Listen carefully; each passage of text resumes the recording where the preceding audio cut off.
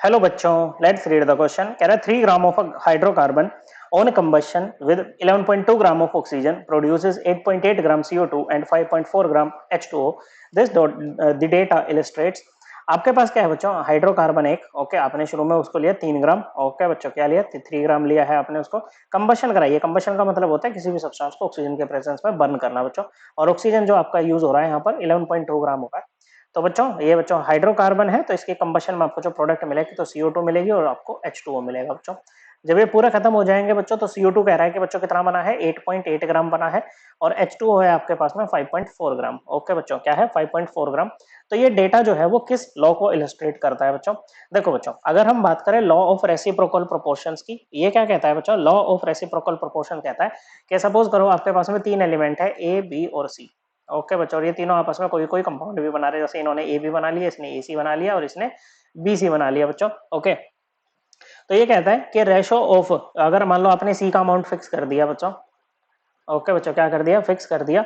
तो जो रेशो होगा बच्चों, ratio of masses of two elements A and B which combine separately with a fixed mass of third element C is either the same or some multiple of the ratio of masses in which A and B combined directly with each other. Okay, ये तो होता है reciprocal proportion. Okay बच्चों, इसमें तो simply 3 combinations की बात हो रही है बच्चों, जो कि यहाँ पर ऐसा कुछ नहीं है बच्चों। ओके, तो ये आपका आंसर नहीं होगा बच्चों। फिर बात करें अगर लॉ ऑफ डेफिनेट प्रोपोर्शन की, तो ये कहता है बच्चों कि सपोज जैसे CO2 है बच्चों, ओके, आप CO2 को चाहे इस रिएक्शन से ले आओ बच्चों, चाहे CO2 को आप किसी और रिएक्शन से ले आओ, जैसे कार्बन लिया उसको जलाया तो आपको CO2 मिल गया बच्चों। तो दोनों में ही क्या होगा बच्चों? जो कार्बन का और ऑक्सीजन का परसेंटेज होगा ना बच्चों, वो दोनों में इक्वल रहेगा बच्चों। ये कहता है कि a chemical compound is always found to be made up of same elements combined together in the same fixed proportion by mass. Okay बच्चों, तो ये हमारा लॉ ऑफ डेफिनेट प्रोपोर्शन को भी इलस्ट्रेट नहीं कर रहा है।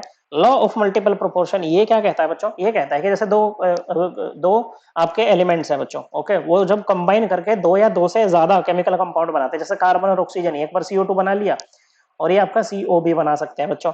ओके, क्या बना सकते हैं? COB बना सकते हैं। Then the masses of one of the elements which combined with a fixed mass of the other bear a simple ratio to one another। Okay, suppose करो आपने यहाँ पर ऑक्सीजन का मास फिक्स कर दिया बच्चों दोनों केस में, तो जो कार्बन का जो कार्बन के मास का जो रेशो होगा बच्चों, वो क्या रहेगा बच्चों? वो आपका एकदम सिंपल रेशो होगा। ओके बच्चों, तो ये भी हमारा आंसर नहीं होगा बच्चों, मतलब ये डाटा जो है इस चीज को इलस्ट्रेट नहीं कर रहा है। ओके, फिर बात करते हैं बच्चों law of conservation of mass की। Law of conservation of mass क्या कहता है बच्चों? कि matter can neither be created nor be destroyed. Okay बच्चों, मतलब in all physical and chemical changes the total mass of the reactants is equal to the total mass of the products. Okay बच्चों, तो यहाँ पर total mass कितना है reactants का? ये है बच्चों 3 + 11.2 ग्राम, कितना आ जाएगा बच्चों? 14.2 ग्राम। ओके बच्चों, टोटल मास ऑफ प्रोडक्ट्स ये कितना है बच्चों? 8.8 ग्राम + 5.4 ग्राम। ये भी कितना आएगा बच्चों? 14.2 ग्राम ही आएगा बच्चों। ओके, तो mass of total mass of reactant equal है किसके? टोटल मास ऑफ प्रोडक्ट्स के। तो ये कौन कहता है? ये कहता है आपका law of conservation of mass. Correct answer is option 1। I hope आपको ये एकदम क्लियर हो गया होगा। थैंक यू बच्चों।